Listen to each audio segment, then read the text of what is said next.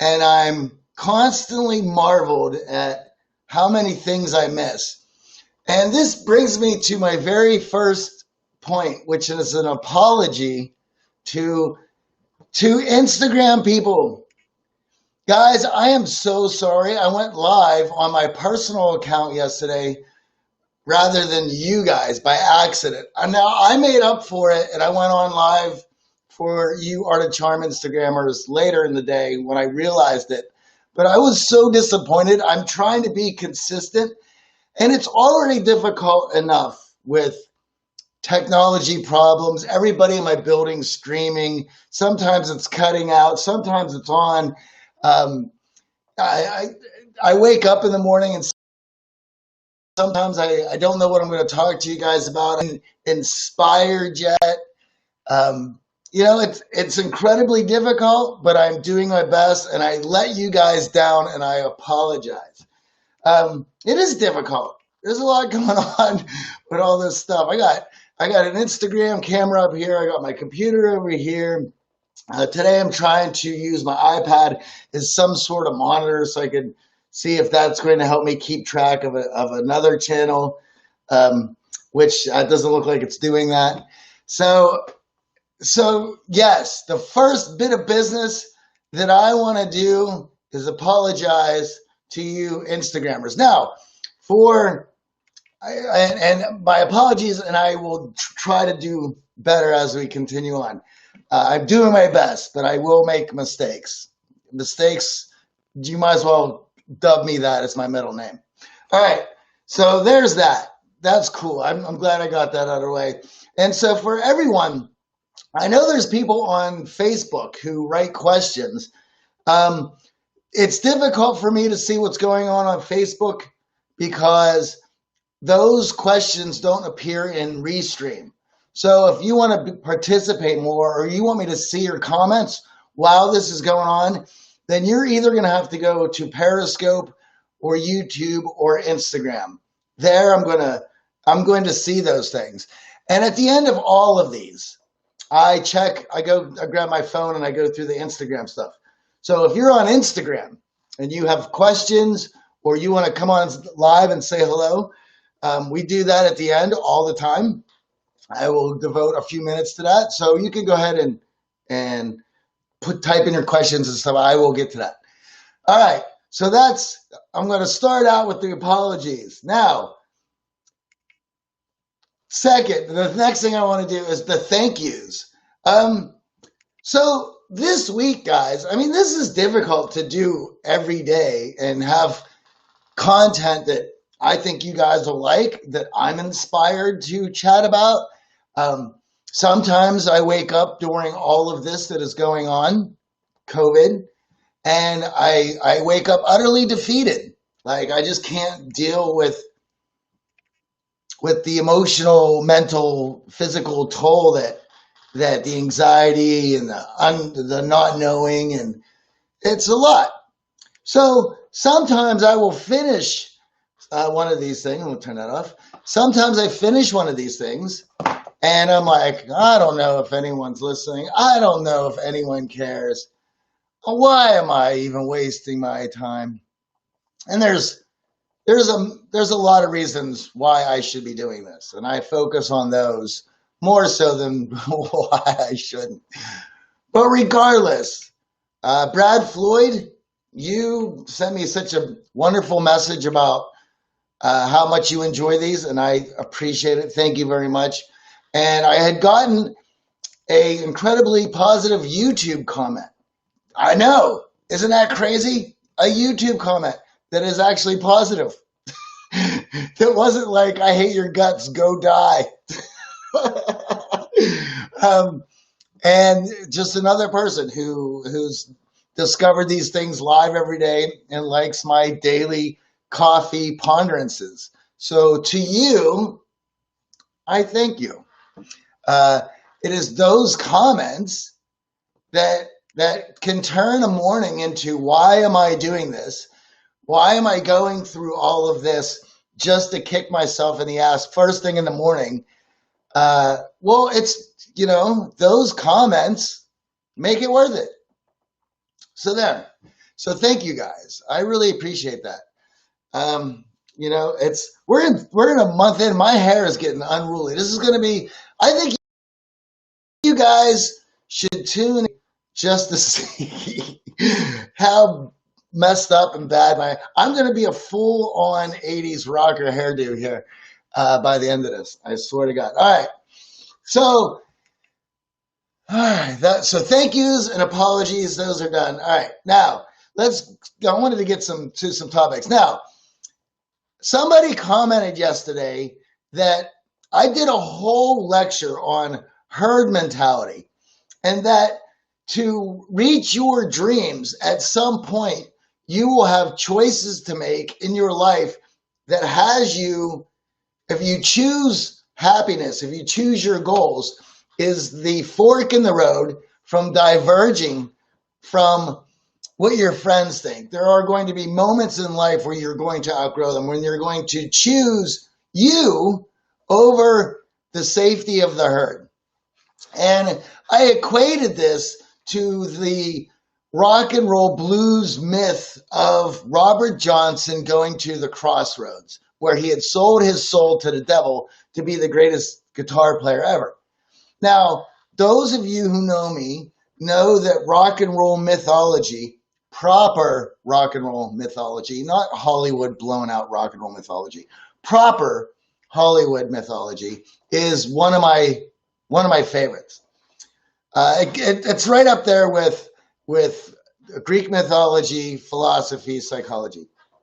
And so I equated this whole crossroads endeavor that all of us have to meet up time and time again. Are we at a crossroads between our life and our goals and what's right for us, and the herd mentality of leaving that herd and going off on your own to chase your dreams, to go after goals and things that you love, and possibly having to lose the herd, its comfort, its safety, in order to chase those dreams. But the idea is that you will find a new herd that supports those ideas. Now, somebody wrote me today and they said, well, Robert Johnson died young and he sold his soul to the devil to be the greatest guitar player ever. Okay. And so let's break that down. Did he sell his soul to the devil? The idea of selling your soul to the devil is also equated with individuality. You understand that herd mentality only works for the herd. It's safety in numbers. You are safe if you're within the herd. You're more safe to be in the middle of that herd. If you go to the front, you get attacked. You get taken out by others gunning for your role as the leader of the herd. And if you lag too far behind, you get picked off by predators.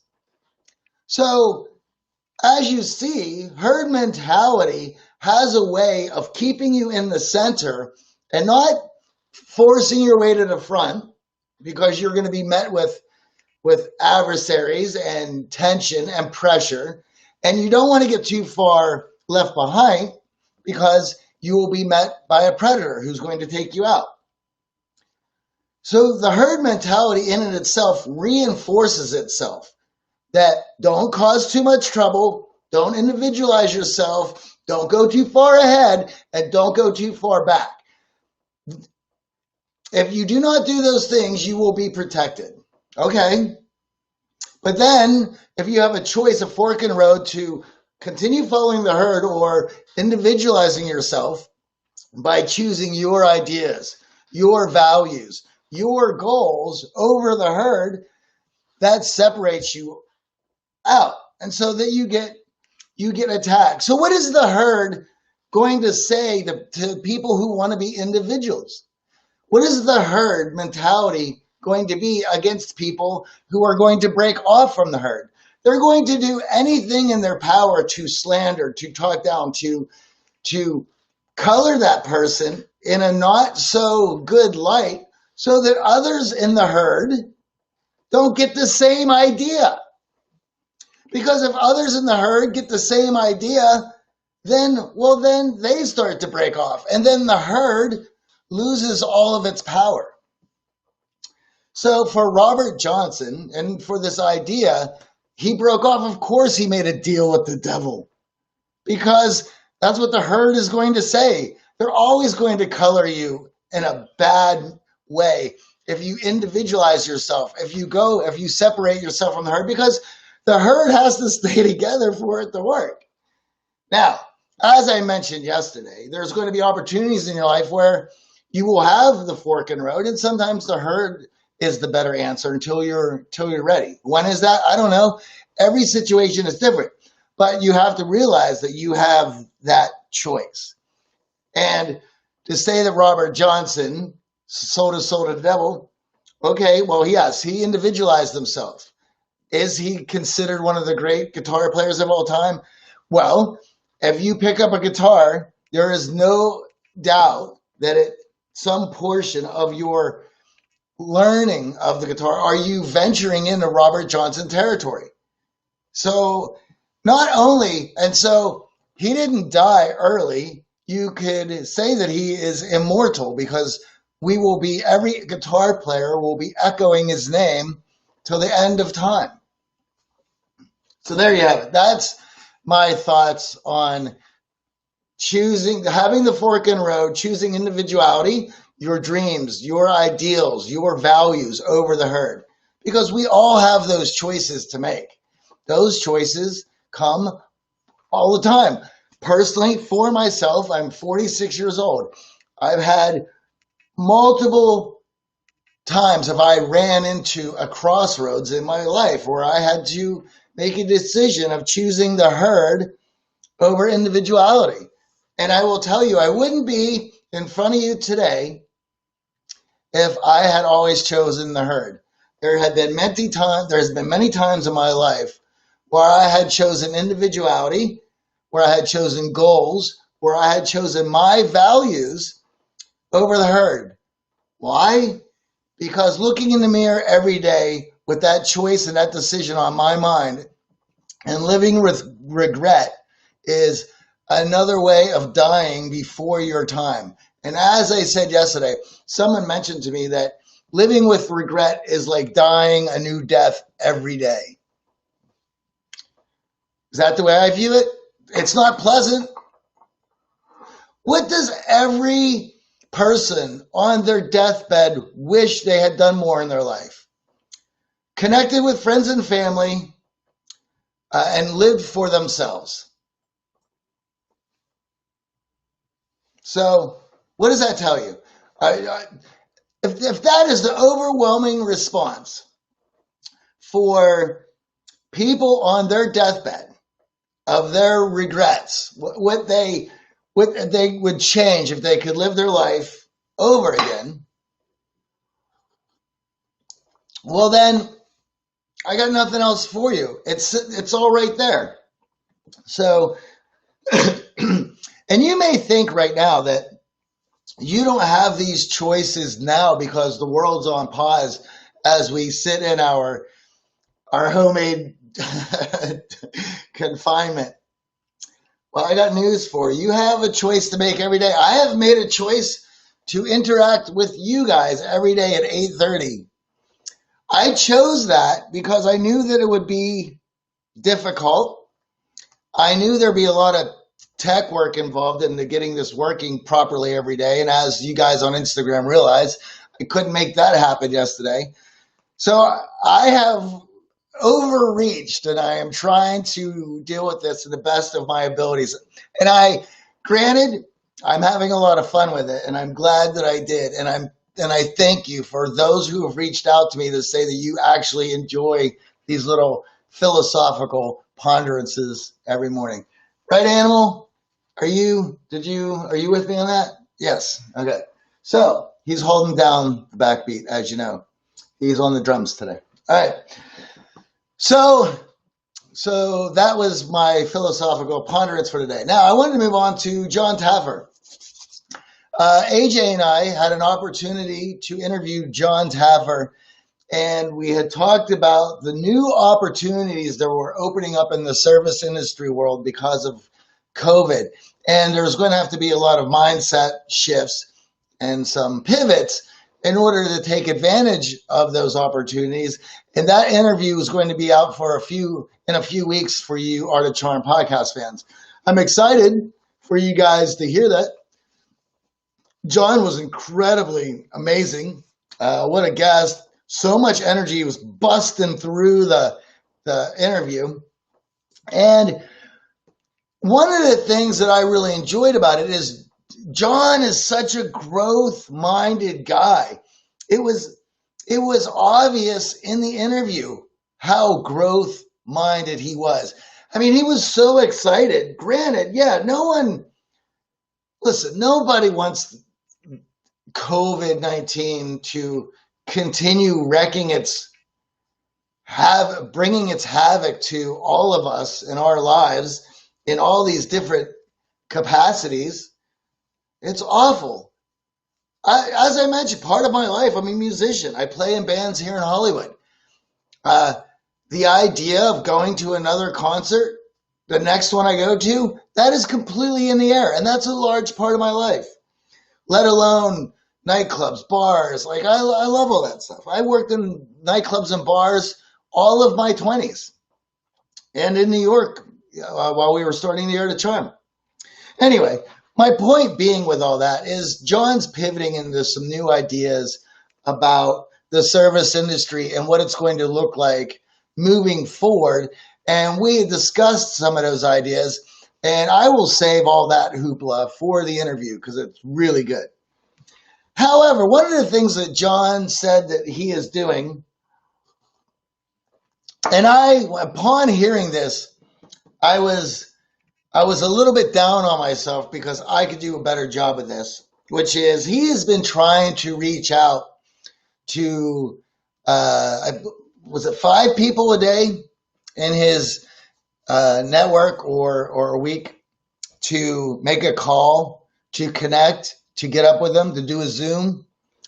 And I have been thinking about that, how, yes, I have actively been going out, chatting with more people. I have been actively saying hello, FaceTiming, Zooming with more people than I normally have. And I have met some incredible new friends during all of this who I'm very excited to have a beer with when this is all over. However, I could do more. As me to you guys, I'm going to take it upon myself to reach out to more people and say hello and see how they're doing and connect. And I hope that you guys enjoy me. I hope you guys join me on this venture to reach out to more people to say hello, because as I mentioned at the beginning of the show, how incredibly important it is for people to get noticed, to have their work be admired, to be a point of inspiration for somebody else, to be looked at, to even just be looked at. You know, the more views I get on these stupid videos, the more happier I am. You know, listen, all of this tech is designed for views and likes and shares to give you a little, what is the dopamine push. So, of course, we enjoy these things. But outside of the tech, you reaching out to a friend, a loved one, a creator, anybody to let them know how much you enjoy their work, or to say hello, to send a message, to get on a phone call, which reminds me, I'm going to talk to my family today as a start of this. I've talked to them more than I normally have, but I can do a better job of that. So I hope you guys join me in trying to be better with reaching out, because it makes all the difference in the world. And we're rolling into week 5 of this lockdown. Is anyone just, you know, thank thank God everything had calmed down and now we're just waiting this out. There are a lot of parts in the world that are really fighting COVID and are concerned for their resources being pushed. However, outside of those places, it's seemingly at this point that the death tolls and the hospital being overextended from the original reports, from the original models, has been reduced because of our efforts. That is great. And it just seems like now we're just waiting it out, letting the hospitals get their thing together, flattening the curve, giving us some time to collect ourselves. But I saw today, and this is what the scariest part is, that Singapore had relaxed a bunch of things, and people were going on about their lives, and now they're facing another lockdown. I don't know what that would be like to have to deal with that all over again. I don't know if it would be better to jumpstart the economy and get things back out there, or for all of us just to stay put and chill until we are safe. But then again, that's not my decision. I don't know about these things. All I can talk about is Robert Johnson and the Crossroads, as I talked to you guys earlier about. All right, I'm going to questions. So if you're on Periscope, put them up. I'm just going to roll over to my friends here at Instagram. You guys are rad. All right, let's see what we got here. Join. Hello from England. I've been listening to your podcast for years. Nice to put a face to the name. Oh, well, thank you very much. I'm sure my voice is just as scary here as it is on the show. Right on. Please, could you give some tips on handling telephone conferences with colleagues? It gets awkward. Okay, yes, I will do that. Telephone conferences with colleagues. So I will tell you this. Most importantly, it is good to show up on a teleconference, a Zoom call, a FaceTime with as much energy as you would for a regular meeting. When you bring people up, they get excited. They want to listen to you. You make them feel better. Energy transfers. So you want to bring good energy into that teleconference call. And I will tell you, we do teleconference calls, Zoom meetings here at the Art of Charm. And how that meeting goes is either up or down with the energy of the people who are showing up on that call. If we do a meeting and the kids are excited to get to work, to do things, to really get after it this week, that fuels me. That gets me excited about the week. So coming in with energy is good. And let me just go ahead and shill for the Art of Charm. If you want to learn about emotional bids and identifying and validating them, and also asking the right questions to elicit emotional bids, then check out the Art of Charm's Communication Accelerator. It is in the tree link, or link tree in Instagram. It is in the bio of my Twitter, and you can find Accelerator on the top of our Art of Charm website. It is rad. It has all the best pieces of conversation, emotional bids, eliciting the proper emotional responses, and influence from our 15 years of interviewing the best of the best. So get it. All right. And that'll definitely help you, my man. That way you can practice this stuff. Please, could you give tips on how? I just did that. All right. Let's see what else we got. All right. Any questions? Hey, man. Yes, I will get back to you. I know you asked about that. I'm sorry. We've been so busy. I went to the Crossroads. Yeah, buddy. Hi, Nicole. How are you? You're rad. I was checking out your video the other day. Let's see if anyone else is up and wants to chat. Oh, here we go. What if your network, your contact don't give you the same energy in the conversation? That's okay. As long as you bring that energy, all you can do is control yourself. You cannot worry about what they're doing and how they're reacting to it. Obviously, you don't want to be bouncing off the walls. And look how I'm bringing energy to this meeting. Am I bouncing off the walls? Everybody has a different energy, and you just want to make sure that you're smiling and you're bringing some to that call, and it'll help influence others. Walter on the move, quick question. Can being nice be a weakness? And sometimes person goes after what they want. Do you believe the person should be unapologetic? Yes, let's talk about that really quickly. Walter, great question. So let's start with this. Anytime people look at being a high value person, and a high value person is somebody who's looking to give value into the room before they're looking about taking value. Next week, we have the interview with Adam Grant, who he's been on the show, I think, 2 or 3 times now. He is literally wrote the book on value giving rather than taking, and its role and the scientific research to why that is a better option than being a matcher or a taker. Now, outside of that, when people hear that, their first words are, well, I don't want to be a sign, I don't want to show a sign of weakness because I'm a giver. And how do I give without being taken advantage of?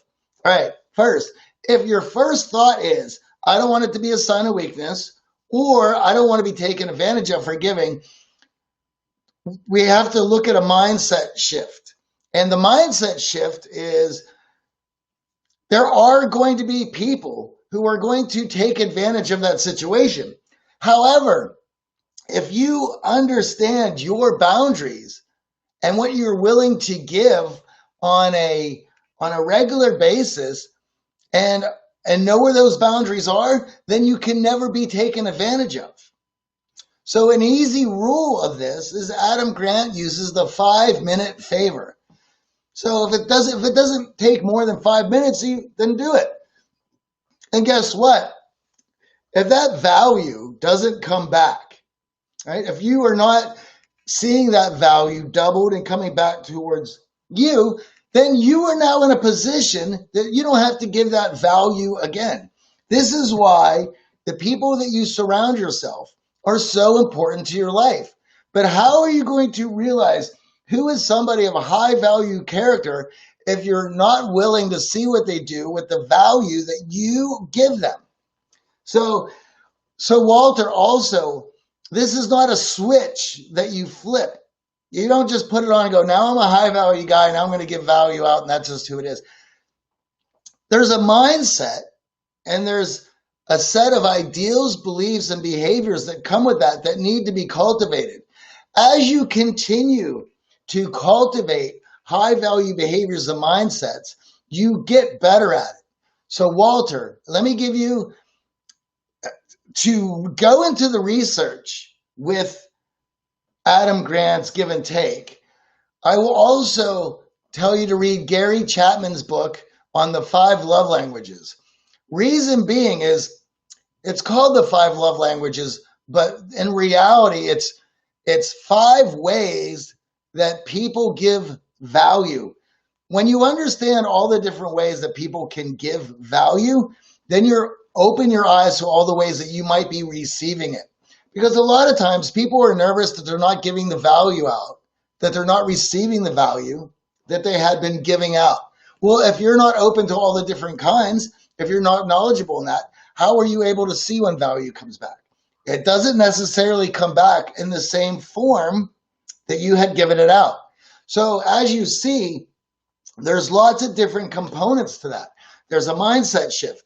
There is being knowledgeable of all the different value ways that you can give value so that you're open to all the different ways that you will be receiving value.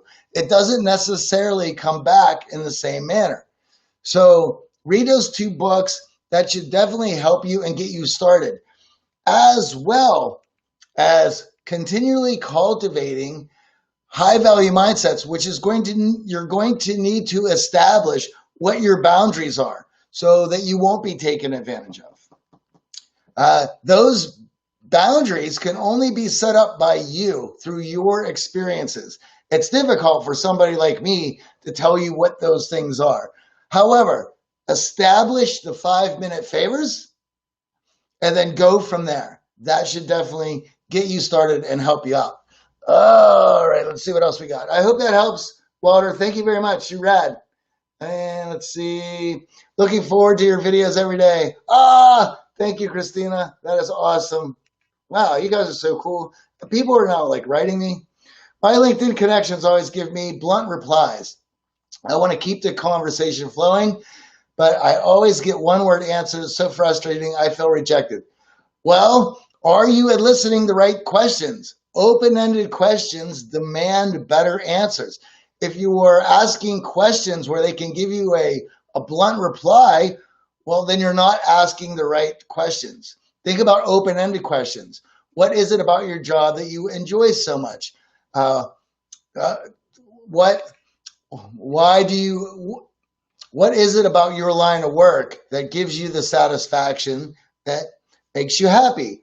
What is it about the town that you live in that you enjoy so much? If you ask open-ended questions, they have to give you a better answer.